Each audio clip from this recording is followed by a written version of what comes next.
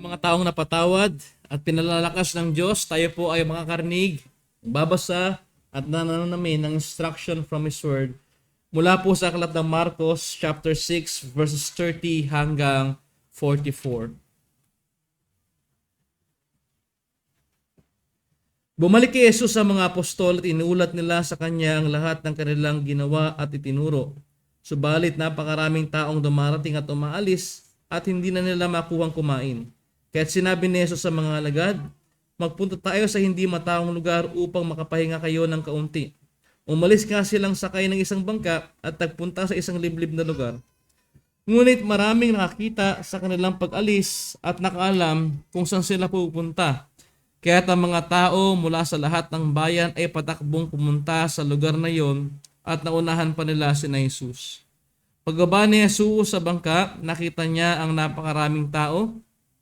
Nahabag siya sa kanila sapagkat para silang mga tupang walang pastol, kaya sila'y tinuruan niya ng maraming bagay. Nang dapit hapon na, lumapit sa kanyang mga alagad sinabi, liblib po ang puok na ito at malapit na ang lumubog ang araw. Paalisin na po ninyo mga tao upang makapunta sila sa mga kartignayon at bayan upang makabilis ng pagkain.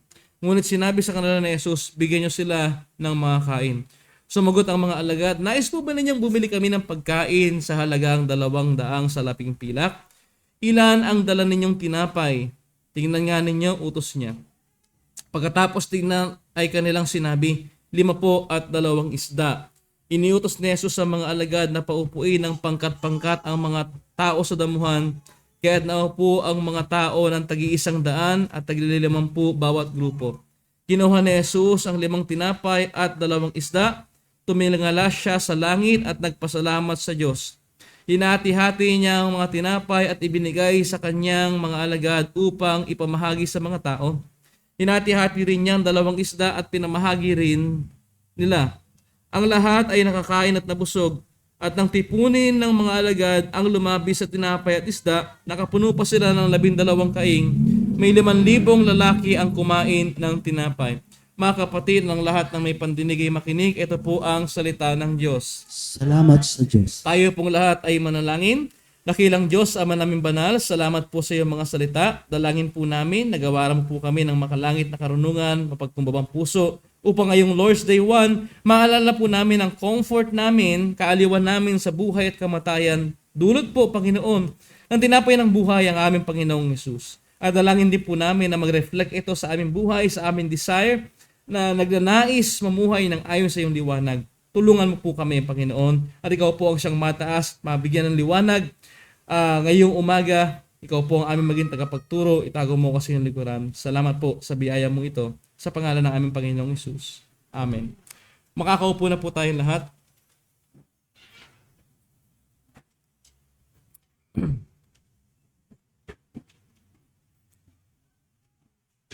Isang mapagpalang umaga po sa inyong lahat. Happy Lord's Day. Lord's Day 1 na ulit. Salamat sa Diyos. Magulat na lang tayo susunod. Lord's Day 1 na naman. At ngayon po, natapos yung ating Christmas series by God's Amazing Grace. At babalik tayo ngayon sa Gospel of Mark. Hindi po ba pag nakisimula ang bagong taon, ang karaniwan nating sukatan ng achievements ay base po sa ating assessment sa nagdaang 12 buwan.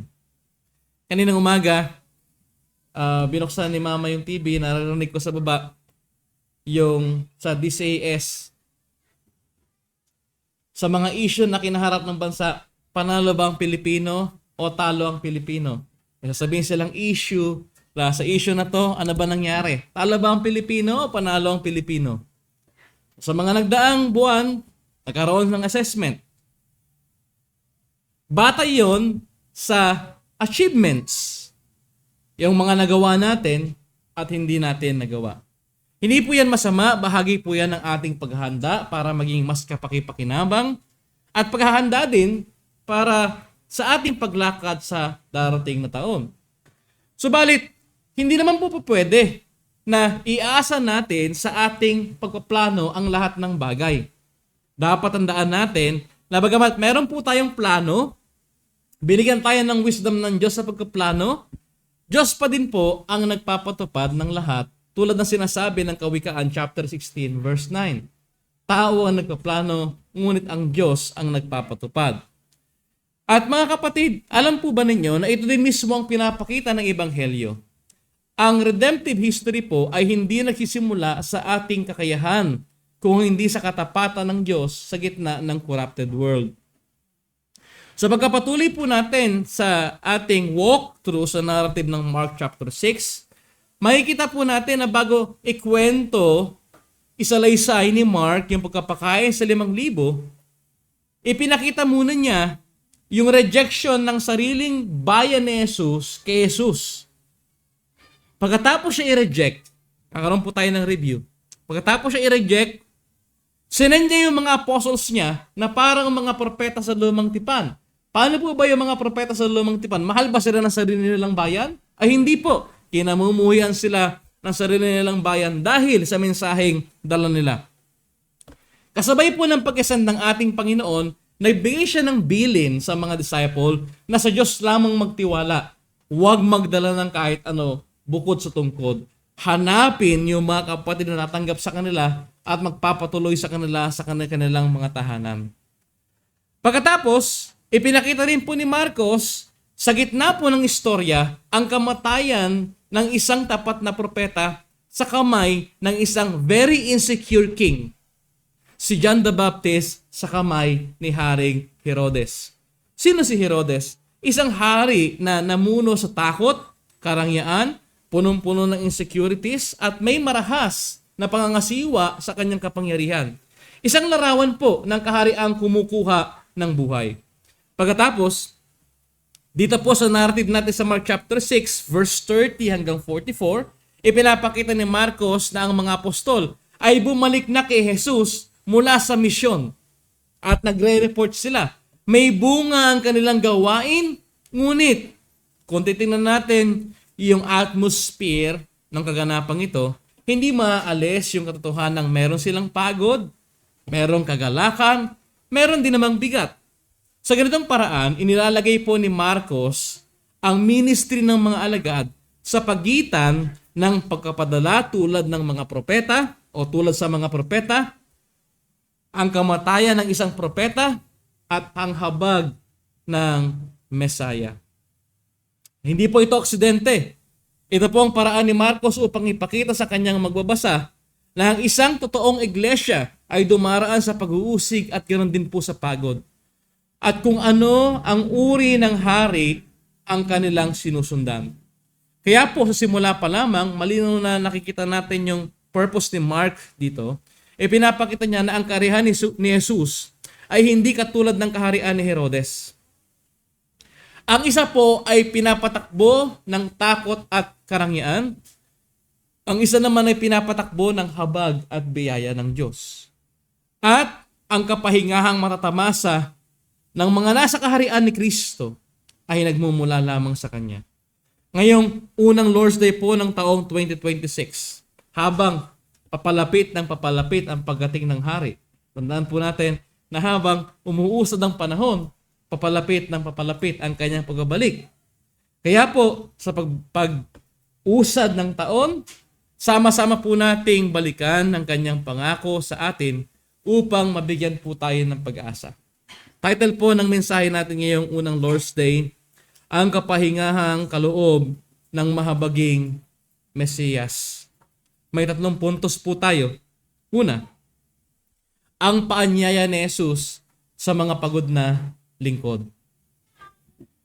Pwede ho bang mapagod yung walang ginagawa? Mahirap yata mapagod yung taong walang ginagawa. Look at verse 30 to 32. Bumalik kay Jesus sa mga apostol at iniulat nila sa kanya ang lahat ng kanilang ginawa at itinuro. Subalit napakaraming taong dumarating at umaalis at hindi nila makuhang kumain. Kaya't sinabi ni Jesus sa mga alagad, magpunta tayo sa hindi mataong lugar upang makapagpahinga kayo ng kaunti. Umalis nga silang sakay ng isang bangka at nagpunta sa isang liblib na lugar. Hindi po nagsimula yung narrative sa pagsusuri ni Jesus sa performance nila. Ano yung nireport nila? Paano nila ginawa yon? Sino yung mga kumilala? Sino yung mga nag-reject? Meron ba nagalit sa kanila? Hindi po doon nagsimula. Hindi niya sinukat ang mga alagad batay sa dami ng kanilang nagawa. Sa halip, ang ginawa po ng Panginoon, inanyayahan niya silang huminto.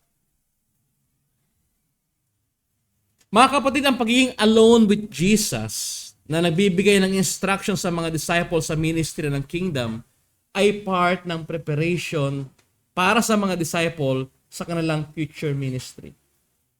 Hindi niyo po ba napapansin na kung minsan sa ating kakulangan ng pananahimik sa presensya ni Kristo, gawa na lang tayo ng gawa sa ministry pero hindi natin naiintindihan kung para saan iyon.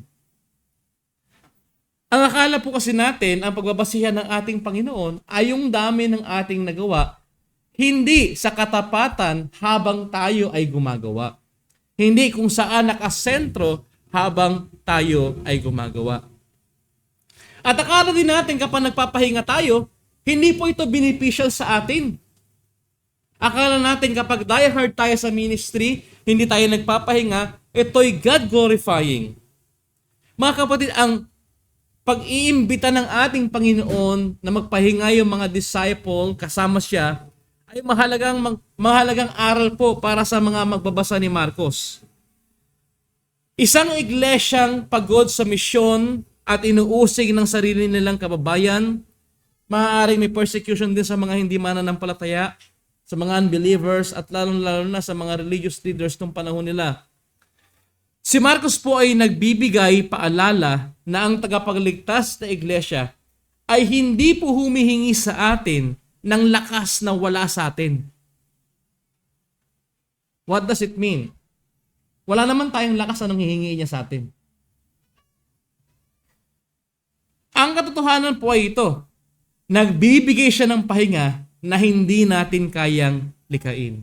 Dito po natin makikita kung bakit wilderness na naman ang venue ng pagbibigay ng instruction at exhibition ng kingdom na paparating na sinasabi ng Panginoon. Bakit sa wilderness? Because walang distraction at yung presence niya is very visible doon. Sa Mark chapter 6 verse 30-32 po, matapos isugo ni Kristo ang kanyang mga alagad, tinipo niya silang muli sa kanyang sarili at inanyayahan na mapag-isa kasama siya. Ang invitation po na ito ay hindi lamang pahinga mula sa pagod, kundi paalala na sila ay pag-aari ng hari. Tulad ng Israel na tinitipon ng Diyos sa ilang matapos silang ilabas sa Egypt, ang bayan po ng Diyos ay laging tinatawag pabalik sa Kanya upang alalahanin kung kanino sila nabibilang. Maaaring busy tayo sa ministry. But do we have time alone with the Lord to reflect kung gaano kabuti ang Diyos at meron tayong kapahingahan sa Kanya? Halimbawa, bukas babalik na naman tayo sa trabaho sa mga usual nating ginagawa. Tayo ba excited sa Lord's Day kung saan makapagpapahinga tayo? Yung Saturday na stress, Monday to Saturday, ay dala pa natin kaya late tayo ng Lord's Day. Parang hindi tayo excited magpahinga. Dito po, sa ating pamamahinga, pinapaalala kasi sa atin ng Diyos na siya ay tapat at binibigyan niya tayo ng charge, kapahingahan sa kanyang nakaambang pangako sa kanyang bayan. Dito naririnig natin po ang tinig ng Heidelberg. Ang ating tanging kaaliwan ay hindi ang ating nagawa para sa Diyos. Ang ating comfort ay hindi ang ating nagawa para sa Diyos. Kung hindi ang reality, ang katotohanan tayo ay kay Kristo, parehong katawan at kaluluwa. Ang dali naman pong i-confess niyan eh. Pag sinabi ng minister, ipahayag natin ang ating pananampalataya, sagutin po natin ang Heidelberg Catechism, Lord's Day 1, ano ang tanging kaaliwan mo sa buhay? Na ang aking katawan at kaluluwa is belong to my precious Savior, Jesus Christ. Pero parang hindi sa Kanya because marami pa rin akong alalahanin. That's the reason kung bakit ang bigat ng aking pasanin pagpunta sa church. Mabigat ang tabo at hindi ko mabuhos para maligo. Kapag kinonfess po pala natin na ang ating Panginoon, ang ating kaaliwan, dapat nahahayag ito sa ating desire na lumapit sa Kanya at magpahinga. Dinala ni Kristo ang Kanyang mga alagad sa wilderness, isang lugar na malalim ang ugat sa Old Testament. Sa wilderness po, hinuhubog ng Diyos ang Israel. Doon niya sila tinuruan na mabuhay hindi sa tinapay lamang, kung hindi sa bawat salitang nagmumutawi sa bibig ng Diyos. Doon niya pinahayag ang Kanyang law at ang Kanyang katapatan bilang Diyos na tapat sa Kanyang covenant. Sa pagpapadala ni Kristo sa Kanyang mga alagad sa wilderness, malinaw po na ine-echo niya ang gawa ng Diyos sa redemptive history na nagpapakita na siya ang much greater Moses. Ngunit higit pa rito, siya ay hindi lamang po tagapagturo ng salita ng Diyos tulad ni Moses. Siya mismo ang salita na nagbibigay buhay. Sa mga panahon po ng katahimikan at kakulangan, tinuturuan niya ang kanya iglesia na ang tunay na buhay ay matatagpuan lamang sa Kanya. Sa katahimikan po ng wilderness, inihahanda ni Kristo ang Kanyang mga alagad bilang pastol ng Kanyang bayan. Ang sumunod pong tagpo sa narrative, makikita po natin na sinundan ng ating Panginoon. Look at the following verses. Verse 30. Maraming nakakita sa kanilang pag-alis at nakaalam kung saan sila pupunta, kaya't ang mga tao mula sa lahat ng bayan ay patakbong pumunta sa lugar na yon at naunahan pa nila si Jesus. Alam na nila, may spoiler alert kung saan pupunta ang Panginoon. Now, we must understand the audacity. Pagod yung mga disciples. Tama? That's the reason kung bakit in-invite sila ng ating Panginoon to rest in Him, to rest with Him. Kaya lang, merong tawag ng pangangailangan. Maraming tao ang naghahanap sa ating Panginoon. At pagbaba ni Jesus sa bangka, ano pong nakita niya? Nakita niya ang napakaraming tao. Ano pong naramdaman niya?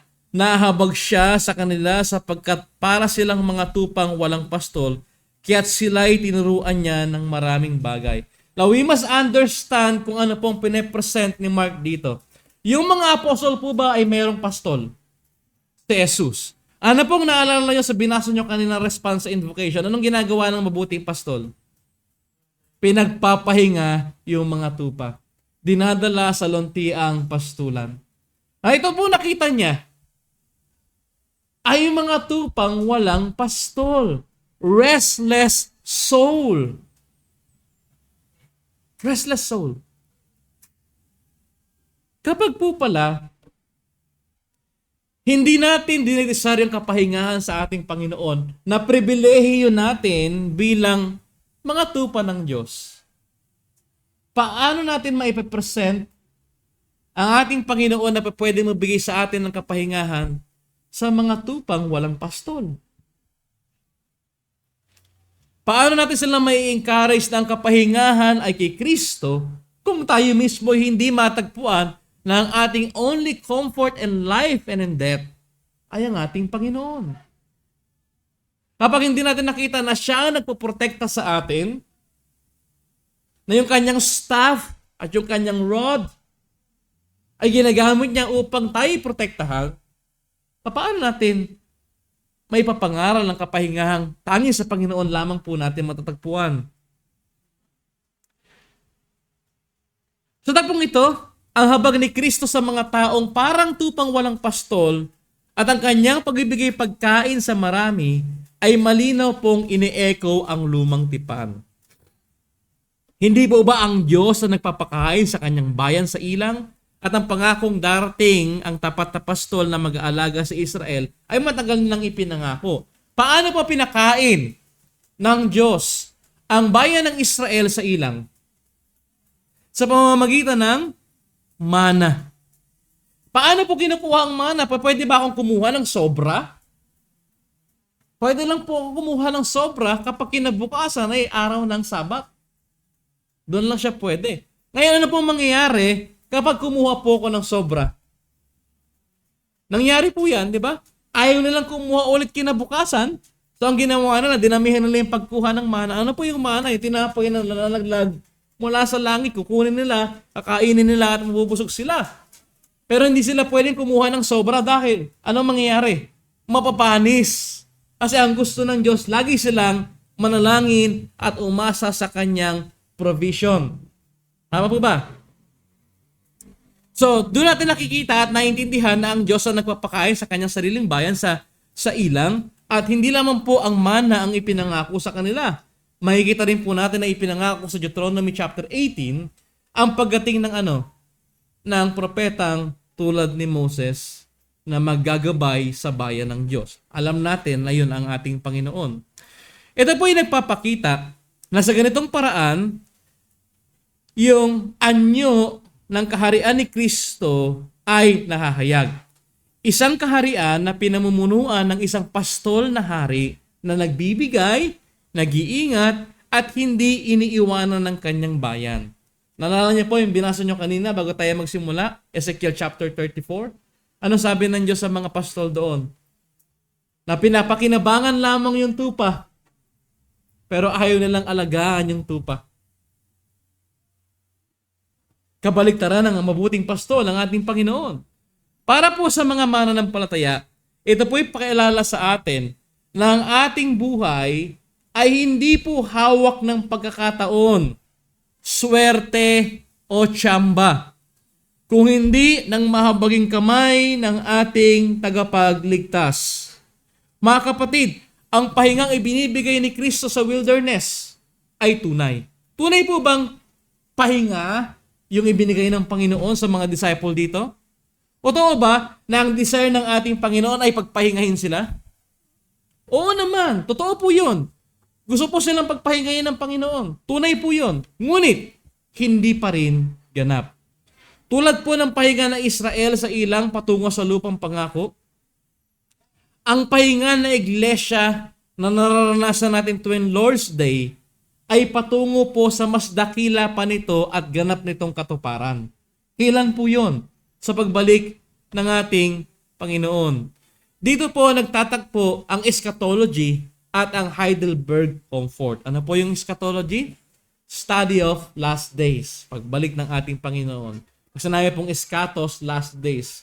Ano ba yung last days? Mula nang umakyat ng ating Panginoon hanggang sa kanyang muling pagparito. Ibig sabihin, tayo po ay nasa season ng last days. Any moment, babalik ang ating Panginoon. So, paano po natatagpo ang eschatology at Heidelberg Comfort sa event na ito?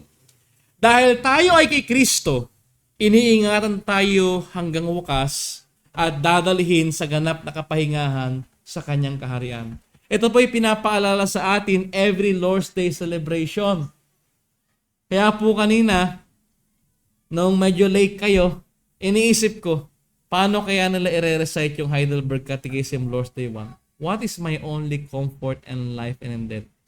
Maiintindihan kaya nila sinasabi nilang, because I belong to my precious Savior, both body and soul.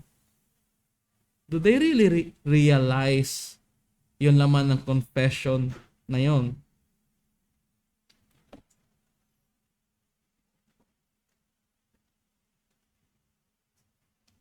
So dito po natin makikita na iniingatan tayo ng ating Panginoon every Lord's Day hanggang sa dalhin niya tayo sa ating ultimate rest sa kanyang kaharian.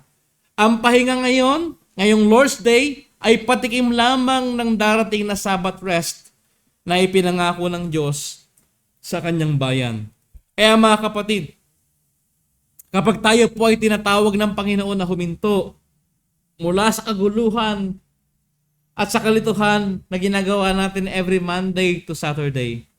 Kapag tayo po ay tinatawag ng Diyos na maging mapag-isa sa Kanyang presensya o dumaan sa wilderness moment ng buhay natin, huwag nating iisipin na tayo ay pinabayaan ng Diyos. Ikaw ay tupan ng pastol? Hindi ka tupang walang pastol. Ito po ay tanda na ang ating tapat na pastol ay nagtuturo at tinuturuan niya tayo. Hinuhubog niya tayo at hinahanda niya tayo. Ang ating comfort, ang ating kaaliwan sa buhay at kamatayan na ito. Tayo ay kay Kristo. At dahil po dito, ang bawat hakbang natin sa wilderness na ito ay patungo sa kapahingahan sa darating niyang kaharian. But if you look at the context, look at the passage, agad din nating makikita na ipinapakita ng writer si Marcos ang isang malinaw na reality. Hindi po nagkaroon ng pagkakataon magpahinga yung mga disciples. Tama ba? Nagkaroon ba sila, bagamat in-invite sila ng Panginoon mag-rest, nagkaroon ba sila ng pagkakataon to rest? No. Ang pangangailangan ng mundo ay patuloy at ang pagod ay hindi nawawala sa isang utos lamang ng Panginoon to take rest. Bagamat, yes, Lord's Day ngayon, rest day natin with the Lord, talaga bang completely tayo nakapag-rest? Hindi. Katulad din ng mga apostol. Kasi bakit?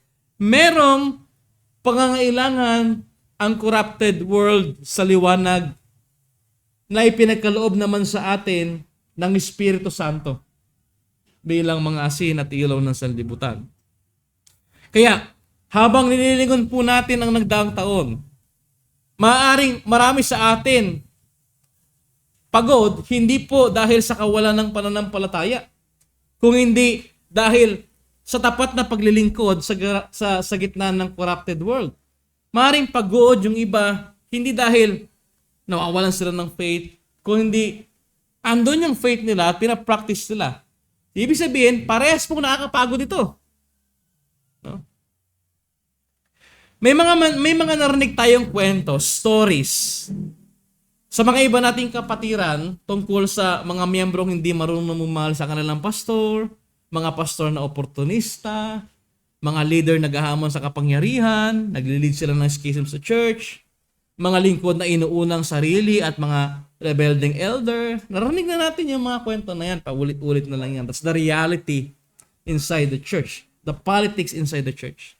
Nakakapagod kung iisipin natin na may tawag din naman sa atin na tulungan sila at ipaalala sa kanila ang pangako ng ating Panginoon. Bagamat, at some point, pwede rin nating maranasan yung problema nila. So, we are called to remind them and to point them sa pangako ni Jesus sa kabila ng kaguluhan sa mundong ito. Madaming nagsasabi na hindi nila kakayanin ang mawala sa ministry. Narinig nyo na yan? Mamamatay ako pag nawala ako sa ministry. Subalit ang totoo, idol lang naman nila yung ministry kaya ayaw nilang bitawan. Kasi nung nawala sila sa ministry, buhay pa naman sila. Pero sa church nawala. Di ba? Kasi kung talagang buhay niya yung ministry, kahit alisin mo yun sa kanya, hindi niya kaya hindi mag-church. Pero nung inalis mo siya sa ministry, buhay pa naman siya, nawala lang siya sa church. So doon mo makikita na sinasabi niya lang yun. Na di ko kayang mabuhay ng walang ministry. Sinasabi niya lang kasi idol niya yung ministry. Mawawalan siya ng identity pag nawala yung ministry. Ito may nagpapakita ng hypocrisy at pagmamahal sa titles of honor. At mga kapatid, this is the reality na hindi nawawala sa politics sa loob ng church at hindi natin maiiwasan. At sa pagharap natin sa bagong taon, maaaring ganito pa rin ang ating maabutan. Subalit, malinaw at hindi po nagbabago ang paanyaya sa atin ng ating Panginoon. Ano po bang paanyaya sa atin ng ating Panginoon? Si Jesus ay nananatili. Kaya dapat, hindi pahinga mula sa Kanya ang ating i-desire. Kung hindi pahinga, kasama siya. Hindi pahinga mula sa kanya, kung hindi pahinga kasama siya. Gaano man tayo kanasaktan sa ministry, sa effect ng ating sariling kasalanan, o di naman kaya sa effect ng kasalanan towards us, ang panawagan sa atin na hindi magpahinga mula sa Kanya o palayo sa Kanya. Kung hindi pahinga, kasama siya. Pangalawang puntos po, ang habag ng Mesiya sa mga walang pastol.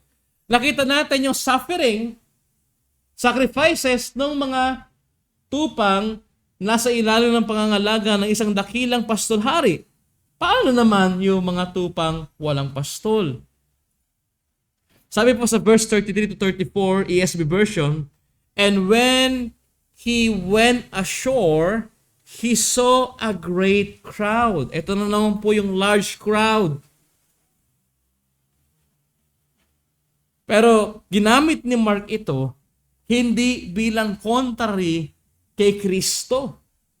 Madalas po kasi yung large crowd sa Gospel of Mark ay kontra kay Kristo, against kay Kristo.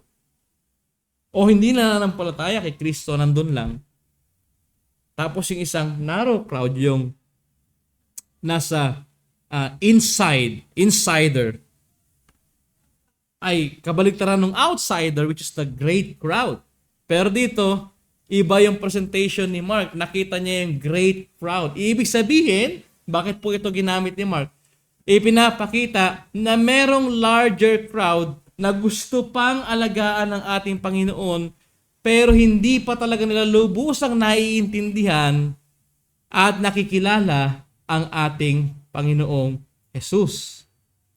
So, nung nakita ng ating Panginoon ng great crowd, kapag tayo po ay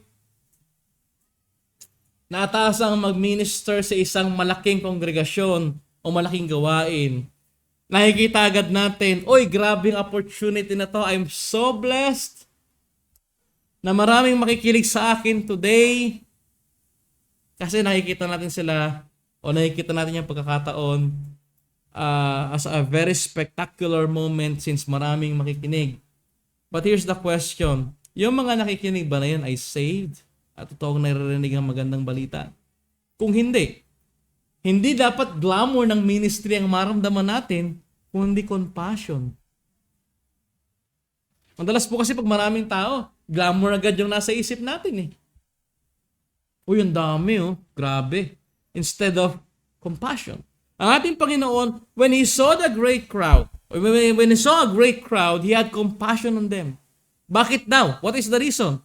Because they were sheep. They were like sheep without a shepherd. At anong ginawa ng ating Panginoon? And He began to teach them many things. Ano kaya mga bagay na yon? Paano magluto ng adobo sa aswete? Yan ba yung tinuro niya? Hindi po. Tungkol pa rin sa kingdom of God. The gospel and the kingdom of God. Ang larawan pong ito ay malalim na ugat at description ng lumang tipan na binasa natin earlier this morning sa Ezekiel chapter 34, verse 2 to 4, kung saan makikita natin sinuway ng Diyos ang pastol ng Israel dahil pinangangalagaan nila ang kanilang sarili at hindi ang kawan. So ano agad ang makikita natin na ine-explain at kino-communicate ng gospel account na ito? Kung yung mga disciple ay pagod at gusto na nila magpahinga, pero merong large crowd na nangangailangan, ano ang kailangan natin gawin para mapakita sa kanila ang kapahingahan na ino-offer ng ating Panginoon? Unlike ng mga pastol ng Israel ng panahon ni Ezekiel na pinapangalagaan yung kanilang sarili at hindi yung kawan ng Diyos, iba yung ginawa ng ating Panginoon. Ano ba kasi ang naging resulta ng mga ganitong uring pastol? Ang resulta ay isang bayang ligaw. What I mean is yung mga pastol ng panahon ni Ezekiel na sinabihan ng Diyos, tinawag ng Diyos sa repentance. Yung isang bayan na yon ay naging ligaw, may mga leader ngunit walang tunay na gabay. Kaya nga, mapapansin natin, katatapos lang ng election natin, ako nga ho, talaga hiya sa inyo kaninang umaga, no? Sabi ko, kakatapos lang ma-elect ng mga elder, tsaka nung deacon, hoping na pagpasok ng January, hindi na late at merong progress. Kasi marami nang gumagalaw eh. Diba? Like, paano natin ngayon masasabi na tama yung pagpili at guided ng Holy Spirit yung mga taong nag-elect sa inyo kung wala naman silang makikita ng pagbago sa system ng church? Dapat nararamdaman nyo ng mga tao na, uy, may bago, may changes ah. Diba? So, kailangan may tunay na paggabay. Sa panahon ng Panginoong Jesus, ganito pa rin po ang kalagayan ng bayan sa ilalim ng mga huwad na pinuno tulad ni Herodes. Kaya nang makita ni Jesus ang karamihan, yung large crowd, yung great crowd, hindi niya ito nakita bilang abala o istorbo, kung hindi bilang mga sheep without a shepherd. Now, tingnan po natin. Kung sa main point number 1, nakita natin yung mga tupa na merong pastol. Inoferan sila magpahinga. Pagkatapos sila sa ministry at maging masunurin sa Panginoon, in-advise sila ng Panginoon na magpahinga sa kanyang presensya. Paano naman po yung mga sheep without a shepherd? Paano naman to? Ano po ba yung term na ginamit ni Jesus? Gaano po ba kalalim yon? Sheep without a shepherd. Gaano po kalalim yun? Saan yung kinuha ni Jesus? Ano po ba ang trabaho ng ng shepherd? Pangalagaan, ang mga tupa, pakainin, bilangin, ang tama, pag may naligaw, hanapin. Paano pa pag walang shepherd? Prone yan sa pagkaligaw? Prone sa danger ng wolves? Prone saan? Sa context natin mga Pilipino. Prone siya saan? Anong klaseng kapahamakan? Aba, pwede po na merong mga, lalo na ngayon January, pwede po na merong mga kalalakihan nagtitipon, pare-para silang may sipon. At ang pagkasunduan nilang uminom ng gin na may kalamansi. At kung may makikita silang kambing na walang may-ari, aba, patay na. Papainumin lang ng sukay, mamamatayan.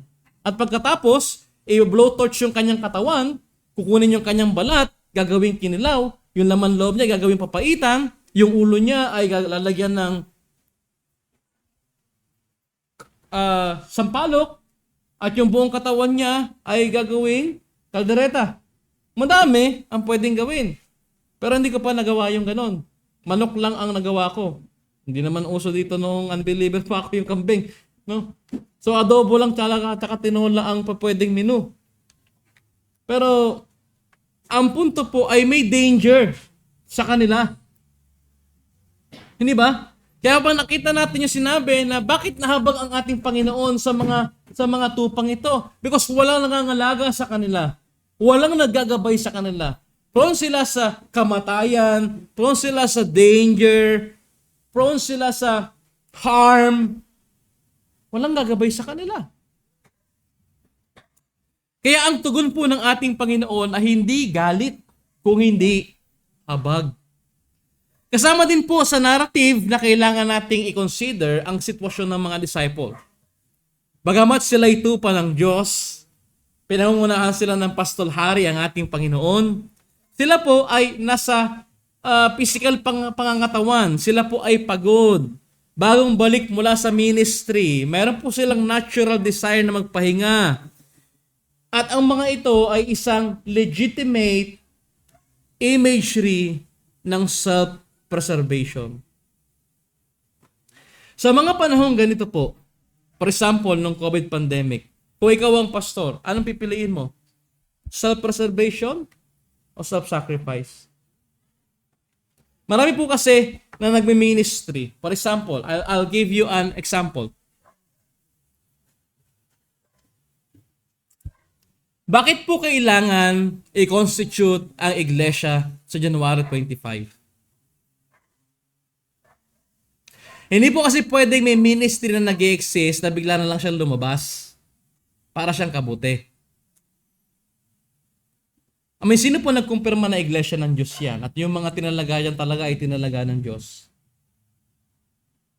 Nakuha niyo po ako? Kaya po nung na-reform yung church, ang una ko talagang hinanap, kasama sa Reformation. May mga kapatid po tayo noon sa Palawan. Kausap ko si Pastor John Del kagabi, sabi ko, alam mo, sa totoo lang, natatawa ako sa inyo nung una eh. Nung sabi mo sa akin, gusto niya ma-reform ng sarili niyo lang. Sa totoo lang, kayabangan niyo, paano niyo gagawin yun? Meron bang ganon? O, bibigyan ko po kayo ng mas malinaw na example. Hindi ako bilang sa isang lokal na kongregasyon, hindi ako miyembro ng isang lokal na kongregasyon. Okay? Tapos, maisip ko, nakapakinig ako ng aral sa Facebook. Gusto ko mag-evangelize. Pupunta ako sa taga-GMA ako, punta ako ng Palawan. Wala naman akong kilala doon. May dala akong mga tracts. Are you a good person? Buting tao ka ba? Sino nag-send sa'yo? Saan mo dadalhin yung mga kaluluwa na yan? Sino magagabay dyan pagkatapos ng gagawin mo na yan? Wala. So ginawa mo yung ministry, hindi bilang pagsunod sa mandato ng simbahan na nakapaloob sa iglesia, kundi ayon sa basis mo.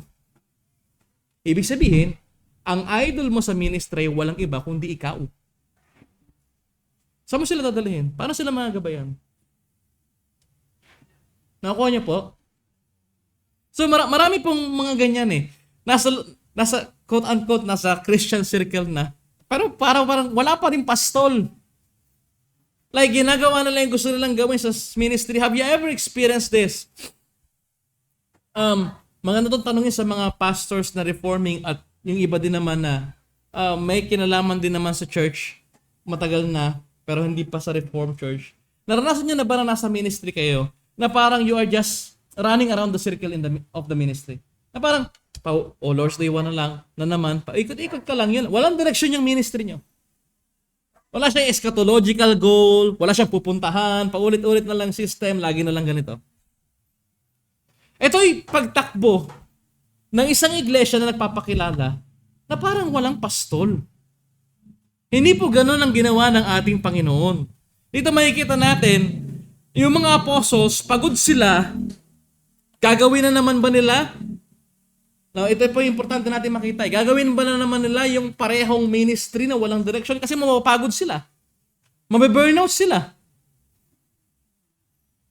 Like, anong direksyon ito? Hanggang saan? Ngunit po, makikita rin natin, sa harap ng karamihan, ipinapakita ni Jesus kung ano ang tunay na tinatayuan ng ministeryo ng Kingdom of God. Hindi niya po, now listen, hindi niya po tinulak yung mga alagad sa walang direksyong sakripisyo. Yung sacrifice na walang wisdom. Hindi niya po tinulak yung mga disciple doon. At hindi rin niya hinayaan na magkaroon ng rest yung mga disciple na mauwi naman sa pag-iwas sa pangangailangan ng iba o negligence. Importante po ito sa ating pananaw bilang mga miyembro ng church, lalo sa mga bagong elect na council natin. Hindi tinulak ni Jesus sa mga alagad ang direksyong walang sakripisyo. Alam nila na kailangan nila magsakripisyo dito. Pero may direction ba? So hindi siya sacrifice without wisdom.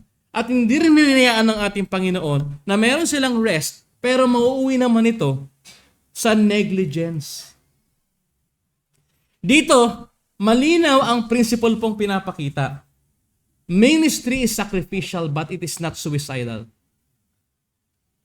Ang sakripisyo ay laging may direksyon at ang direksyon ay laging nagmumula at papunta kay Kristo. May tawag sila ng kahinaan ng laman, pagod sila. Subalit may tawag ng espiritual na pangangailangan. Mahalaga po ito sa atin ngayon. Marami po tayong nais at pinaplano sa church. Tinatanong ko yung mga office bearer sa interview, anong plano mo pag naupo ka na? Ganito po yung plano ko. So ngayong buwan, January, kaliwat kanan ng conferences ng mga churches tungkol sa kanilang annual planning para sa kanilang local congregation. Meron silang planning para sa pamilya, para sa ministry. Dapat nating isipin na ang sakripisyong walang malinaw na direksyon ay madaling mauwi sa pagod na walang malinaw na layunin o tahakin. O di naman kaya, sa pagiging abala na nauuwi naman sa glory to me. Sobrang busy niya, no? Pero glory to me, wala kasing direksyon. Ngunit kung titignan natin ang text, malinaw kung ano ang binigay ni Jesus sa mga sandaling ito. Hindi muna pagkain yung kanyang binigay. Hindi muna solusyon sa lahat ng pangangailangan. Pagod yung mga disciple, bigyan natin agad ng rest. Yun ba agad? Ang binigay niya ay gabay, habag, at pagtuturo. Look at the passage. He had compassion. At ano naging response niya? He began to teach them many things in order for them to be guided at hindi malito sa mga dapat gawin before they take the rest. Tama? Ipinapakita ni Marcos na ang foundation ng ministry ay hindi sa dami ng nagagawa. Yan po kasi ang misconception sa churches ngayon. Pag Monday to Saturday may ginagawa sa church, may gawain sa church, yung church na yan ay totoo. Aba, doon po sa simbahan ni Senyor Aguila at ni Kibuloy, araw-araw po may gawain doon. Diba, araw-araw may tagalinis ng church, araw-araw sila may gawain. Ano ba napapakitang tama sila? Ay, hindi ho. Hindi po, ang foundation po ng Christian ministry ay hindi sa dami na nagagawa, kung hindi sa malinaw na presence at direction ng mabuting pastol. Hindi po masama ang konsepto na maging busy tayo sa church, pero hindi po pamantayan ang mas madaming hours sa ministry para sabihin mas madami tayong nagagawa para sa kaharian ng Diyos. Marami nga nagkasabi, minsan kasi, kahit sa mga pastors conference, minsan pinag-uusapan, may mga nagiging joke na, "O pastor, ganito ang gawin mo ng Tuesday kasi wala ka namang ginagawa." Sabi ko, wala silang ginagawa. Ako dami kong ginagawa. Paano mo nasabi ng Tuesday wala siyang ginagawa? No, Wednesday wala rin siyang gagawin. Wala silang ginagawa. I mean, how? Minsan nga din yung asawa ko, akala niya wala akong ginagawa eh. No? Minsan talaga hindi ko maisip, bakit iniisip ng iba na wala masyadong ginagawa yung pastor? Like, when you sit down there, tapos nakatulala ka, akala nila you are resting. Without knowing, ano ba yung mga dapat gawin ngayon? I mean, you have this planning, this coming Lord's Day, ano ba yung mga problema? You need to sit down, not to relax, but to reflect kung anong dapat gawin at yung mga kulang, bakit nagkaganito. Tama? So, akala kasi natin, ay si pastor, wala masyadong ginagawa yan. Puntahan natin ng Wednesday. Hindi naman busy ng Wednesday yun eh. Hindi ko malaman kung saan nila nakuha yung concept na ganun. But, hindi po. No? Kaya po makikita natin, dito po sa narrative, na ang habag ni Kristo ay laging nauuna. Tandaan niyo yan, bago po tayo gumawa sa ministry, bago tayo mag-respond sa ating Christian life, sa ating desire para masabing tayo ay mga pastol na mga tupa na merong pastol, lagi nating hanapin yung grace muna ng Diyos. Hindi yung kilos agad. Minsan po kasi kapag may narinig tayong problema sa church, gusto nating resolbahan agad without even thinking na, teka lang muna, sit back muna, tingnan natin kung paano tayo kakabagan ng Diyos dyan. For example, isa sa masipag nating kapatid, example na lang, si Brother Mark. Kung may problema ng church, sige pastor, ako nang bahala dyan. Sabi, teka lang muna. Antayin mo muna. Hindi yung solusyon agad. Tingnan muna natin kung saan tayo dinadala ng Diyos. Alam na, pag may problema sa finances, si Brother Mark, mabilis yan eh. Pastor, abunuhan ko muna. Teka lang muna. Antayin muna natin kung paano tayo bibigyan ng direksyon ng Diyos. Kasi mamaya gusto na lang natin, hindi pala gusto ng Diyos. Hindi naman muna, hindi yung mabilis tayong minsan masyado tayong, ang tawag dito, impulsive.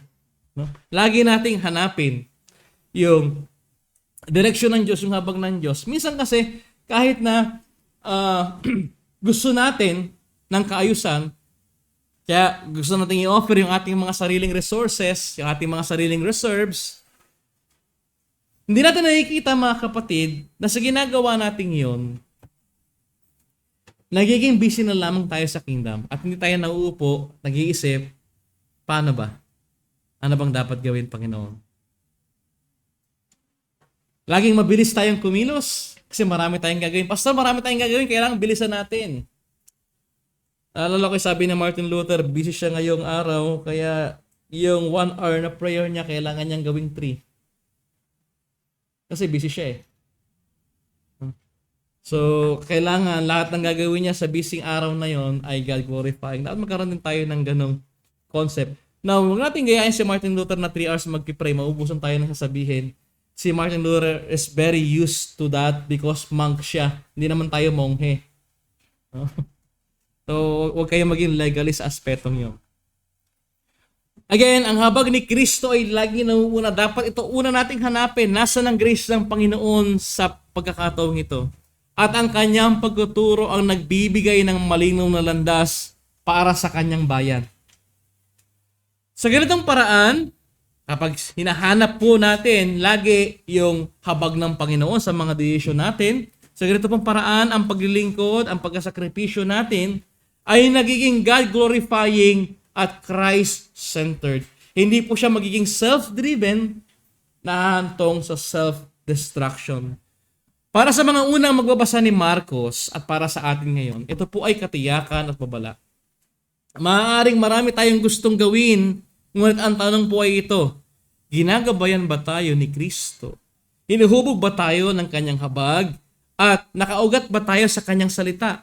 Sapagkat ang ministeryong walang pastol ay nauuwi sa pagod at kalituhan.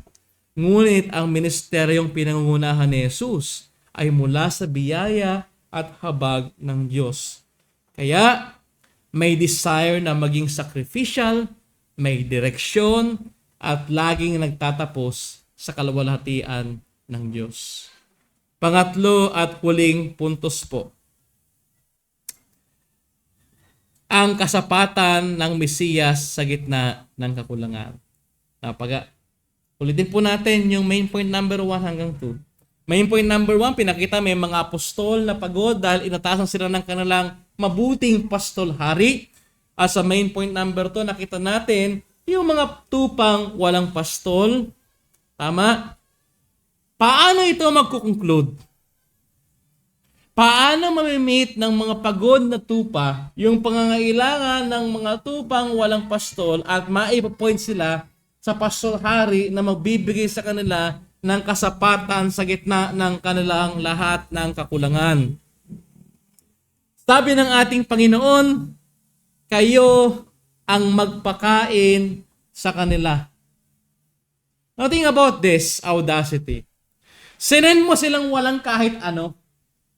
Tama? Ang dala lang daw nila ay tungkod. You remember that?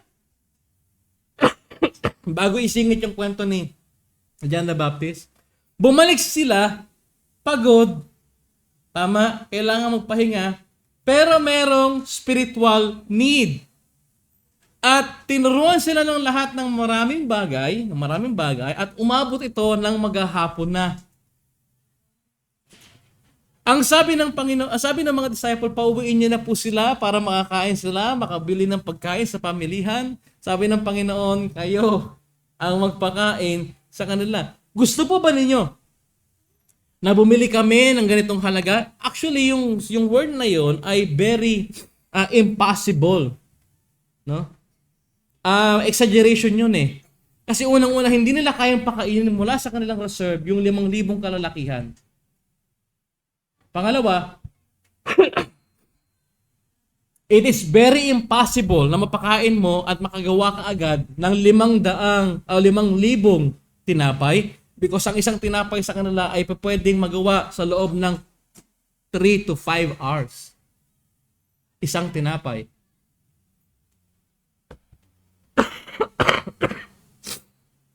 Paano mo ngayon papakainin yung 5,000? Pero ang utos sa kanila ay malinaw, kayo ang magpakain sa kanila. Sa verse 40, makikita po natin ng isang mahalagang detalye. Tingnan niyo po yung verse 40. Verse 39 to 40. Iniutos ni Jesus sa mga alagad na paupuin ng pangkat-pangkat ang mga tao sa damuhan. Kaya't naupo ang mga tao ng tag-100 at tag-50 bawat grupo. Pamilyar po sa inyo yan? Binasa natin kanina sa reading of the law. Right? Papastulin sila sa paraang kaya nila. Ibig sabihin, hindi po base sa dami. Ang tanong, kaya bang pagpastulan? Dito po, iilan lang tayo pero kailangan na natin ng elder eh. Because hindi natin namimit lahat ng pangangailangan ng mga kapatid. Di ba? Ito po yung principle na itinuro ng Panginoon. Ganito mag-provide ng pangangailangan sa mga tupang walang direksyon. Kailangan na ng mga tagapagturong gagabay sa kanila upang, ano po ang ine-echo nung kay Moses? Sabihin sa kanila yung kalooban at direksyon na mula sa Diyos. Ito po ay mag-isilbi sa ating motivation para itulak natin yung mga kalalakihan sa ating tahanan na mag-aral ng salita ng Diyos at pangunahan tayo sa kanya-kanyang household. Ito po ang magtutulak sa atin upang makita na respetado yung opisina ng mga elders at mga deacons. Ito po yung magtutulak sa atin para makita na sila'y biyaya ng Diyos sa atin at tayo na may biyaya ng Diyos sa kanila para sila'y mahubog lalo sa paglilingkod. So makikita po natin na isang mahalagang detalye, ang pagkapangkat-pangkat ng mga papakainin ay larawan ng kaganapan sa Exodus chapter 18 verse 21 kung saan ipinapakita na ipinapaalala ng narrative ang ordering ng ancient Israel sa wilderness. May order sila. Sa narrative po na ito, ang mga alagad ay malinaw na walang sapat. Nung pinagpangkat-pangkat nila yung mga to, ano kayang sinabi nila? Oh, groupings daw, may activity tayo. Yung ba sinabi nila? Ano sinabi nila? Habang pinapangkat-pangkat sila. So, of course, sasabihin nila yung reason. What is the reason? Kakain tayo. Tama?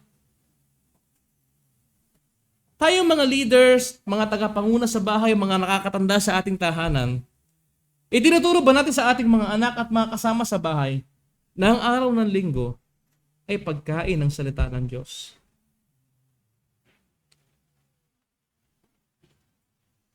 Kaya kanina, sa confession of sin, alam natin nagkasala tayo.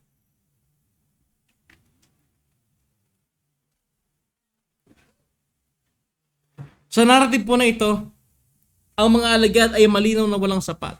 Bagamat pagod sa paglalakbay at pagtuturo, meron silang natural desire na magpahinga, ipinakita po ni Jesus sa kanila na ang ministry ay laging sacrificial. Listen, ang ministry ay laging sacrificial, but not suicidal. Laging sacrificial pero hindi siya suicidal. Ngunit, makikita po natin sa narrative din na ito, kinuha ng Panginoon ng kaunti, binasbasan, pinagpira-piraso, at pinamahagi. At ang kaunti pa ay naging higit sa pangangailangan ng lahat. Look at the passage. Verse 41. Hanggang 41. Kinuha ni Jesus ang 5 tinapay at 2 isda. Tumingala siya sa langit at nagpasalamat sa Diyos. Hinati-hati niya ang mga tinapay at ibinigay sa kanyang mga alagad upang ipamahagi sa tao. Hinati-hati rin niya ang 2 isda at pinamahagi rin sa kanila. Look at verse 41. Ano po ang nakikita niyo sa verse 41? Ano po ang kino-communicate sa atin ng verse 41? Ito po ay kabaliktaran ng naging response ng Israel nung pinakain sila ng Diyos ng mana. Nagpasalamat ba sila sa Diyos noon? Pinaghati-hatian ba nila? Noon nagagawan sila. Binahagian ba nila yung mga wala? Hindi rin po. Makikita natin na si Jesus, ang true Israel. Na lahat ng pinagbili ng Diyos sa bayan ng Israel ay ginagawa ng ating Panginoon. Yung kulang sa atin, sa Kanya natin mahahanap ang kakumpletuhan. Sa verse 43 po, tingnan nyo. Makikita nating may sobra. Sa wilderness po, ang mana na mula sa langit na ibinigay ng Diyos ay dapat sapat lamang at hindi sobra sa pangangailangan sa araw na kukuhain yon. Mabubusog sila, subalit kailangan na naman nilang kumuha ng mana kinabukasan. Pero dito po sa Greater Moses, sobra-sobra ang ibinigay ng Diyos, nabusog sila at nakakaing lahat. Ipinakitang may natira, bagamat lahat ay nabusog na. Ano pong ibig sabihin? Ito po yung nagpapahayag na sa kaharian ni Jesus, ang kakulangan ng tao ay hindi hadlang sa walang hanggang biyaya ng Diyos. Hindi ka pupunta ron kasi busog ka na. Hindi ka pupunta ron kasi malinaw na sa iyo yung direksyon. Hindi ka pupunta ron kasi malakas ka na. No po, yung mga apostol nandito pagod sila. Yung mga tao nakikinig sa Panginoon, gutom sila. Wala silang direksyon. Hindi ka lalapit sa hapag ng Panginoon mamaya dahil perpekto ka. Kung hindi kulang na kulang ka at wala kang may pagmamalaki sa Diyos. Sa kaharian ni Jesus, siya ang blesser, ang tunay na kailangan at hindi lamang yung blessing. Kung sa kaharian ni Herodes, may piging na nauuwi sa pugutan ng ulo at kamatayan, sa kaharian ni Jesus, may piging na nagbubunga ng buhay at higit pa sa kasapatan. Ang 12 bakol na natipon pagkatapos pakainin ng 5,000 ay malinaw po sa ating paalala. Ang biyaya ng Haring Pastol ay higit sa lahat ng ating pangangailangan. Dito, ang ministeryo ay ipinapakita bilang sakripisyo na nakaugat kay Kristo. At ang bawat kaunting ibinibigay ayon po sa direksyon ng Diyos ay nagiging sapat at nagbibigay ng kalwalatian sa Diyos at hindi sa ating sarili. Ang presensya at pamumuno ni Jesus ang pundasyon ng tunay na ministry. Siya ang pastol na nagbibigay ng lahat ng pangangailangan para mabuhay ang kanyang mga sheep, na naglalakad kasama nila sa bawat pagod na hakbang. Siya rin ang nagbabalik sa mga ligaw, nagpapalakas sa mahihina, at nagpapagaling sa mga sugatan at napilayan. Marami tayong nais gawin ngayong taon para sa church, para sa family natin, para sa ministry natin. Pero madali pong mahulog sa directionless ministry o paglilingkod na nagiging self-glorifying. Ngunit kung susuriin po natin ang text, makikita natin kung ano ang ibinigay ng ating Panginoon. Ano daw po yung binigay niya? Guide, grace, and teaching. Ang ministry ay laging God-glorifying at Christ-centered, hindi glory to me.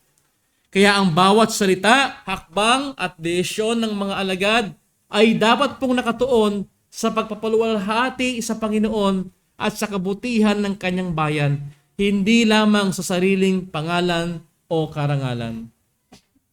Ang tinapay, mga kapatid, na pinaghati-hati at ibinigay sa ilang ay larawan ng mas higit pa nating kailangang tinapay, na siyang ibinigay naman ng ating Panginoon sa krus ng Kalbaryo. Ito ang magbibigay ng buhay na walang hanggan. Ito ang kanyang sariling katawan, ang kanyang laman at dugo. Ang kasapatan po sa wilderness ay sulyap, foreshadow ng mas dakilang katotohanan. Ang tinapay na ito ay hindi pansamantala lamang, kundi simbolo po ng kanyang katawan. Ibibigay para sa marami upang matugunan ang pinakamalalim na gutom at pagkaligaw ng kaluluwa ang ating mga kasalanan sa Diyos. Sa bawat isa na kumakain, ang pagkakaisa, pag-asa, at pagsalig po natin sa pastol ay ipinapakita. Tayo po ay sa Kanya. Hindi po tayo magkukulang, hindi po tayo mawawalan, at meron tayong kapayapaan sa gitna ng bawat pangangailangan natin at pagod na ating mararanasan. Kapag tayo po ay lumalapit at lalapit sa mesa sa hapag ng Diyos ngayon, hindi po tayo lumalapit dahil sa sariling lakas o sapat na kabutihan natin.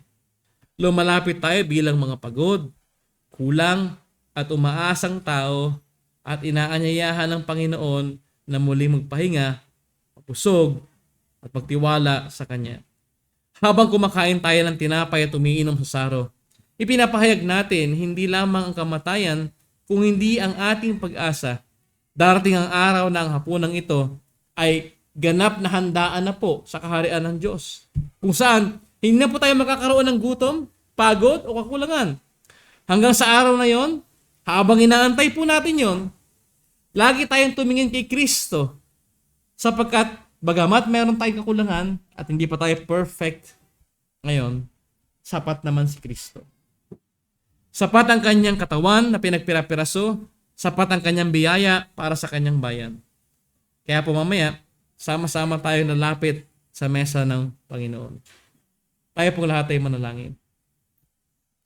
Ama mo, pagpalang Diyos at aming amang nasa langit, maraming salamat po sa iyo sa salita na aming narinig.